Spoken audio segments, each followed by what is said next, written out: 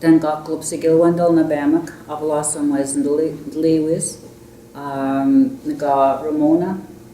Nilgli was Ramona Wickabillich.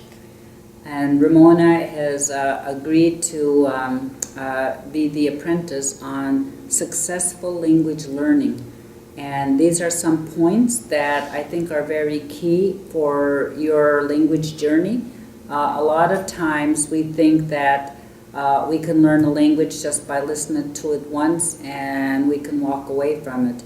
But that's not how we learn the language.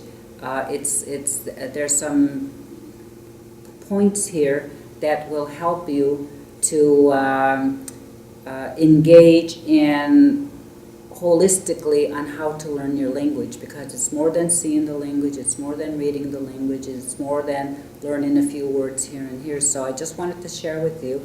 And this comes from, the source is from a linguist by the name of Leanne Hinton. And it's from a textbook that I use in my classroom, and it's called How to Keep Your Language Alive.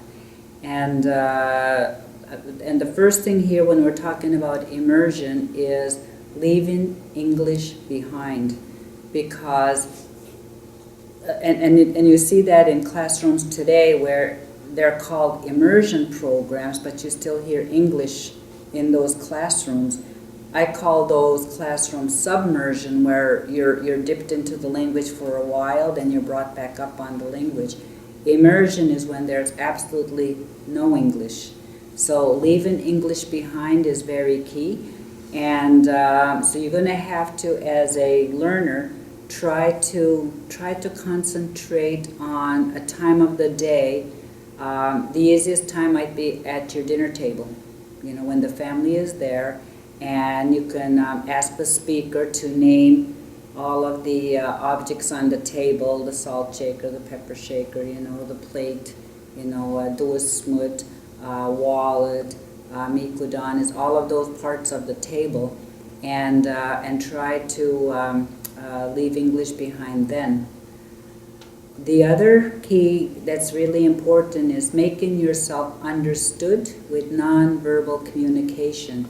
And trust me, all indigenous peoples have a secret of pointing. We were never allowed to point with our fingers. We would point with our lips. We just point yada.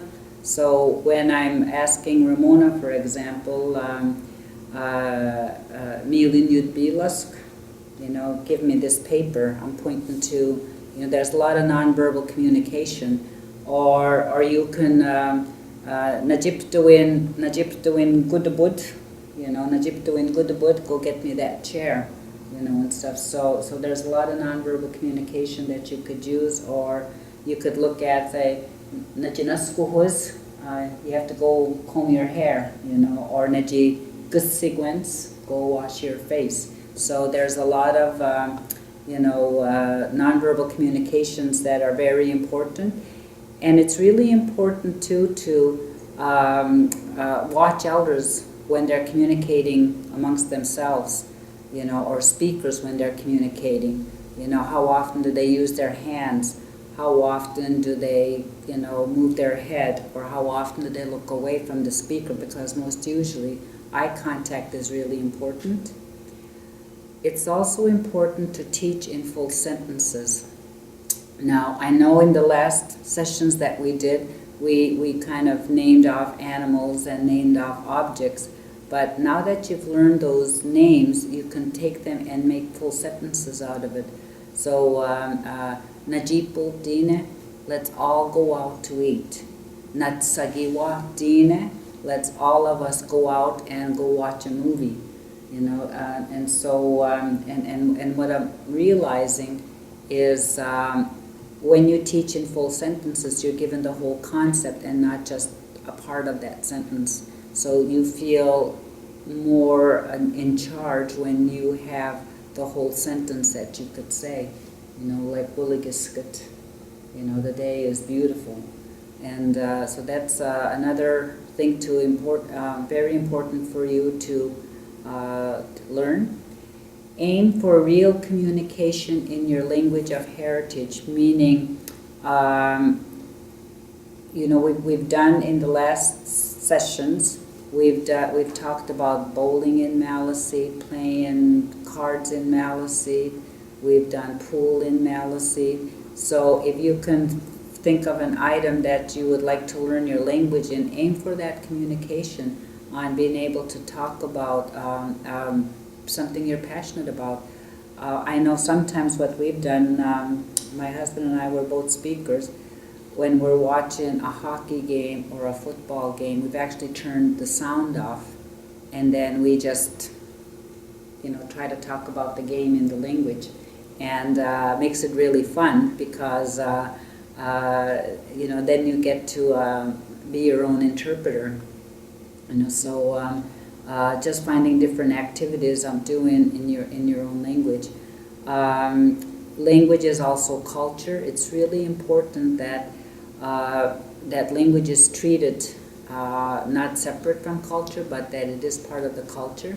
So there'll be another session. We'll be talking about the realms of language, where language is heard today and where it used to be in the past when it was still vibrant. But it's also part of a culture. It's not just an external part of a person learning an extra activity. It's very cultural. And for example, for me that's really important, because when I speak English, it's not my language, but I find myself having a different relationship to my environment, because English is teaching me that I'm disconnected from my environment. One example is when we talk about the sun. In English, there's the and a, which are called definite articles or indefinite articles. We don't have those in our language. And so what I noticed today in teaching is when people are speaking English, they'll say, just put it on the, especially when they're saying sacred things like Mother Earth. They'll say Mother Earth, but then they'll say the Earth. And so I'm thinking, how could they have a relationship of mother in there when it's still considered an object? So what's really important is knowing that we're connected. So in our language, sun is Gizos, the one who walks during the day. Nibauset is the one who walks during the night. And we actually we give them kinship terms. Sun is grandfather, Musums. We call the moon Nikuas, or Nukmas, our grandmother. And the sky is father, Mitaks, and then the earth is mother. So if we're related to our environment, but English is telling me that we're not, then it's leaving my culture out. And so that's why it's so important to know that language is so much of the culture. Another really important thing is when you're talking about body parts. So Winnasqueak is wings. I can't fly, but I have wings like the eagle. I have Madagan, which is also like deer hide. When we make things out of deer hide, we'll say adoke Madagane when we're making a drum. And but in my language, it's the skin of the deer. But in English, it's almost like it's something totally separate. That like things like fang. We don't have words like fang. We don't have words like talon. It's fingernails. Jeeplog and Wugazi.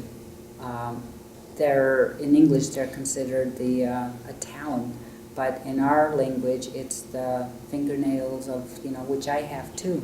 So I'm very connected to my environment, and I'm right now struggling in my English to not disconnect myself even in English. So I try to avoid and I try to avoid that disconnect. So I think that's a very important key, that language is also culture. So as you're learning this language, you're going to realize the cultural gifts that come with it. It's also focus on listening and speaking. usually what happens is that's how we learned. We didn't have a writing system. We had an oral tradition. So we were trained to listen in a very respectful way. And listening, I think we've kind of lost the gift of listening because we're in such a hurry to say, everybody wants to fill in that void. And so everybody wants to talk at the same time. And so culturally, if an elder was speaking, nobody else was allowed to speak, And today, we don't see that. The elder has to raise their voice to be heard because the young people don't listen to the elders anymore. And so we've kind of lost that skill of listening. And so when you're listening to a language for the first time, you want to listen to the way it flows. For example, I have a 2-year-old granddaughter. I haven't spoken English to her yet. And I'm noticing now that when she's jibber-jabbing, she's speaking to me, and my son all goes, "Mom, what's she saying?" I said, "She's speaking Maliseet," because of her listening to me in the language, she's learned the flow of the language. So whatever it is she's saying, it sounds just like Maliseet. Because my son was just really shocked and turned around and says, "What's she saying?" And I said, "There'll be a time soon when she will be conversing, because she's listened to how I speak the language and stuff." So it's very important to honor listening. And when you speak it, you're so used to speaking in another language, in English, that we try so hard to sound just like English. And you're not doing justice to the language when you're trying to take Maliseet and make it sound just like English. Elders will recognize it right away, and so think about where we come from. We're people of the river. Our language flows like the river. So it's Managajine, Neget Viche Viche, Aliapani, Gluskop Skitkamik. So we say it very slow. We don't say Neget Viche Viche, Aliapani, Skitkamik. And so it takes away, the cultural aspect of my language. There was a project I had to do one time for a very important project in Toronto, and they had already made a commercial, and they wanted me to put my Maliseet into the commercial, and every time she would say, "Imelda, you went over by a couple seconds. Could you say it faster? Or could you come up with a different word?" And I realized what I was doing. I was doing exactly what most people would do in that situation, is try to fit Maliseet into an English context. And I realized, and I don't want my elders to hear me speak in my language this way. It won't be natural. And I can't abuse the right to my language by making it fit into a context it doesn't belong in. So what I think you need to do is adapt the English to suit the Maliseet. And that's exactly what we did. It took another day at the studio, but a lot of times they were repeating a lot of the same things in English anyway, so they were, so that's how it worked. But I had to be careful to speak my language the way it's supposed to be spoken, and that's slow, And if you look at any history book, it'll explain what Maliseet means. It's a Mi'kmaq word that means Maliseejic, which literally means the slow-speaking ones. Because compared to Mi'kmaq, we don't speak as fast as Mi'kmaq does. So I want you as a learner to really be conscious of listening to the natural tone of our language, and then also to speak it in that way and not to make it sound too English. The other point is learn and teach the language through activities. We're visual learners. When we make a basket, the elder will hold the basket up and will say, and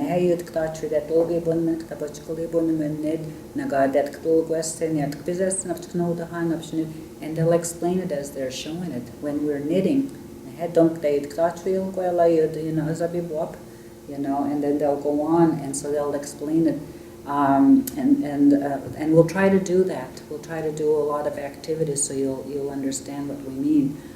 Some of those activities we've talked about is actually going to the pool hall with your vocabulary and shooting pool in the language, cooking in the language, serving, your guests in the language, folding clothes in the language.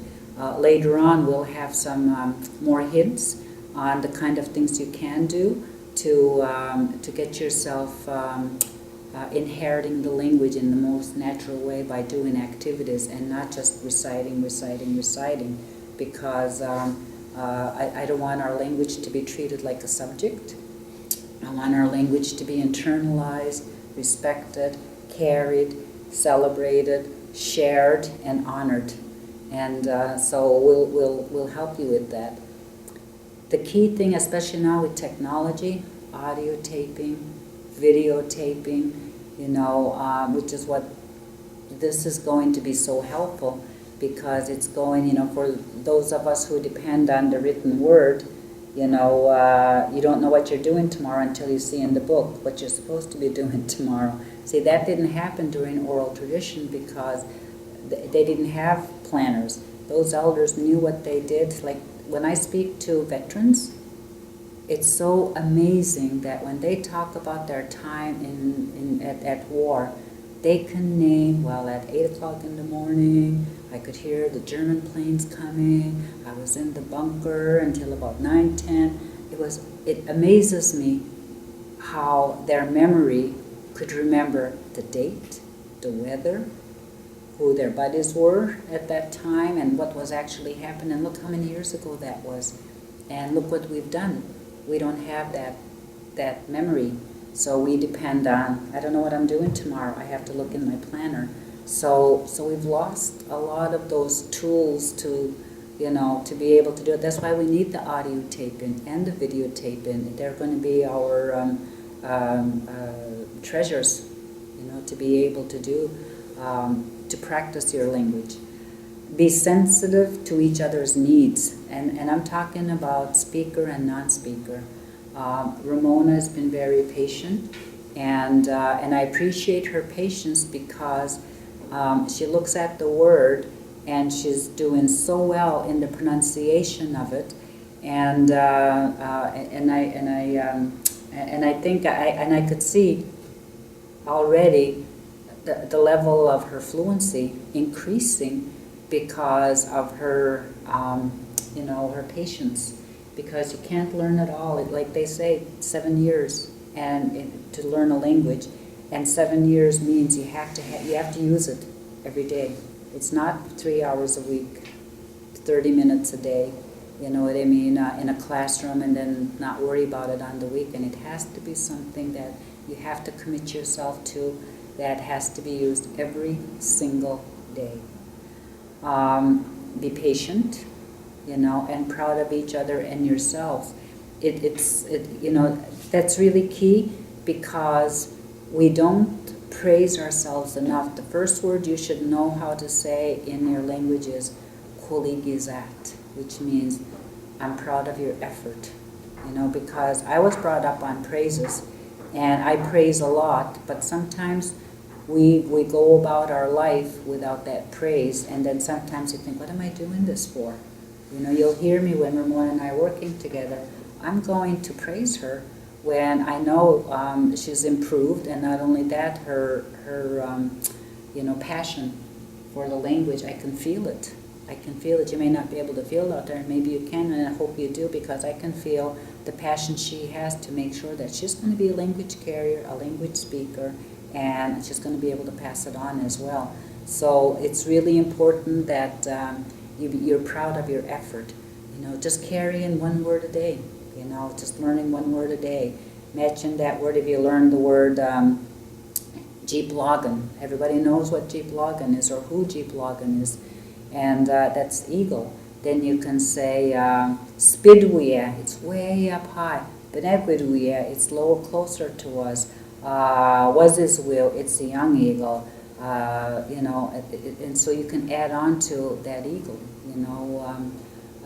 Is it flying to the right? Tanakadikuk, Gaznabatadikuk to the left, Gaznanikanu in front, or Ozit behind. You know, you can add to that one word. And always, when people approach you and say, "Are you learning your language?"